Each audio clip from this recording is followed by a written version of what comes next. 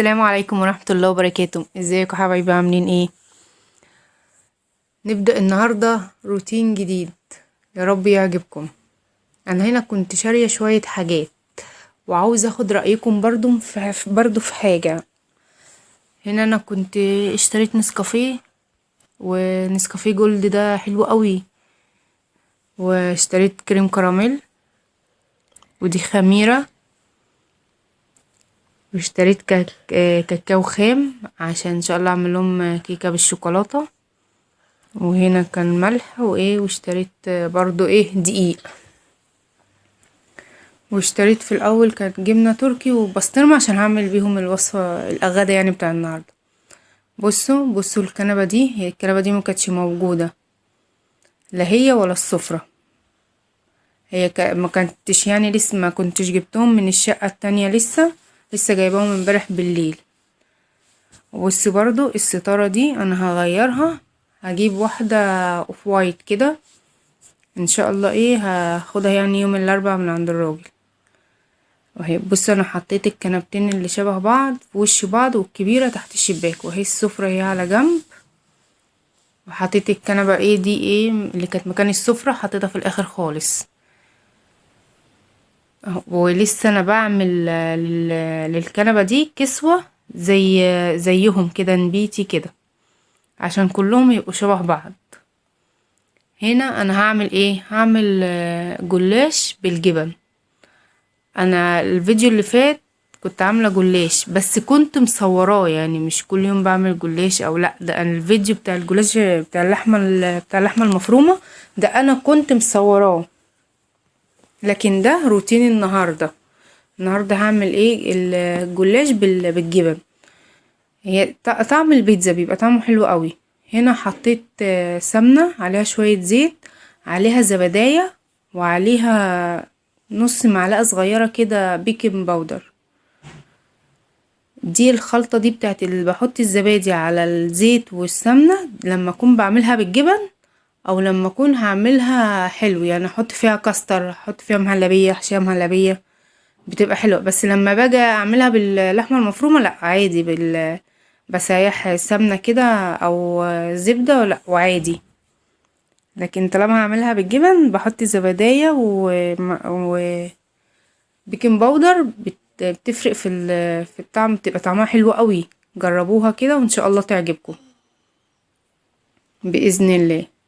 هنا كنت فاتحه جبنه مثلث، وهحط فلفل، وكنت مقطعه زيتون اخضر وجبنه تركي وبسطرمه. عندك اي جبن، عندك اي حاجه عايزه تحطيها حطيها. وبرضو جبت جبنه موتزاريلا وحطيتها برضو.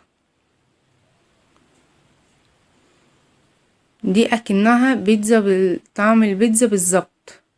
وكنت مسخنه الفرن ومستني اخلص بس كده واحطها. هنا بحط طبقة وطبقة، بتني حتة وبسيب الحتة، والطبقة اللي بعديها التانية بتبقى الناحية التانية، يعني ببدل يعني.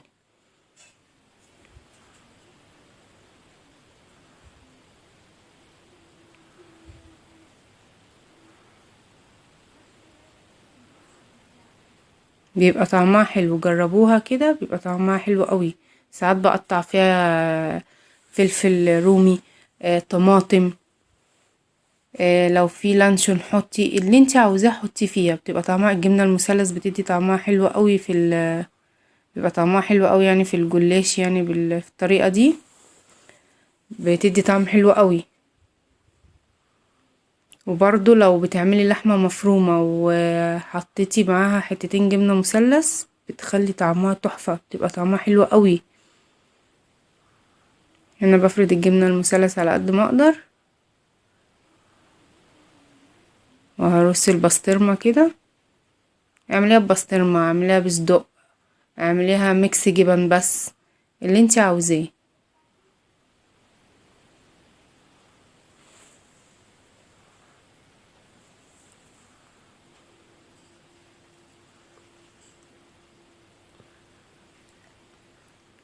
تنسونوش يا حبايبي في اللايك، بفكركم باللايك والاشتراك في القناة، ويا رب الفيديو يعجبكم.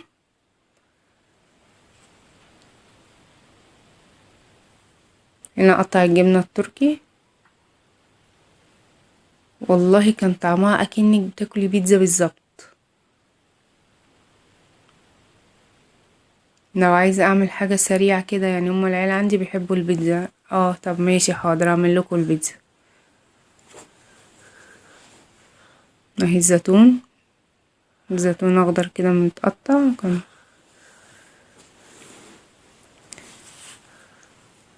ممكن اهي الجبنة الموتزاريلا اقطعها عليها كده، واكمل كده الصينية،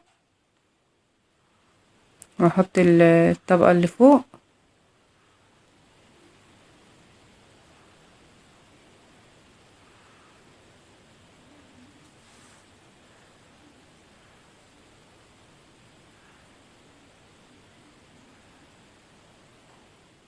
انا ان شاء الله لما اعمل الكنبة، كسوة الكنبة بعملها بنفس لون الكنبتين التانيين. هعملهم واوريهولكم ان شاء الله، بس هي لسه هتيجي ان شاء الله يوم الاربعاء من عند اللي بيعملها لي، يعني بتاع الستاير. الكنبتين التانيين عشان يبقوا الطقم كله شبه بعض، وان شاء الله تعجبكم. لما اجيبها ان شاء الله هوريها لكم. حتى الستاره برضو غيرتها، لان مكنتش جبت الستاره اللي هي البيج دي، كانت عندي من الاول. فقلت لا، اجيب واحده اوف وايت كده فاتحه مع الكافيه، هتبقى شكلها اشيك، وان شاء الله تعجبكم برضو. كله هجيبه يوم الاربعاء باذن الله. وعايزه رايكم يهمني طبعا، لان انا بشارككم كل حاجه معايا.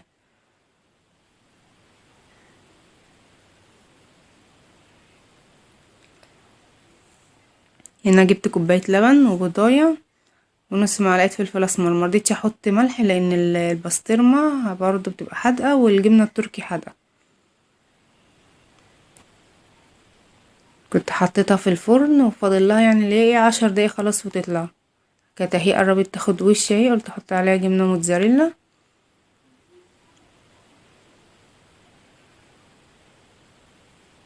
هحطها في الفرن تاني 10 دقايق لحد حتى يعني لما تاخد اللون بتاعها براحتها بقى.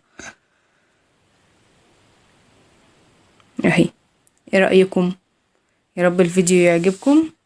متنسونيش في اللايك والاشتراك في القناة.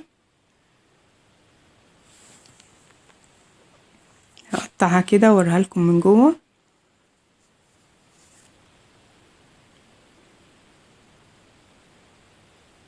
بس طرية ازاي، كانت سخنة بقى كده والجبنة. هطلع لكم حتة كده، بس يا ريتني كنت الجبنة، هم العيال طبعا بيحبوها هيك، الجبنة الموتزاريلا بتشد فيها كده. كانت شكلها حلو قوي والله.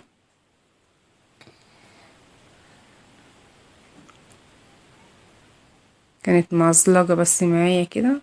بصي الجبن من جوه، بس الدخان كانت جميلة، هي تتاكل وهي سخنة.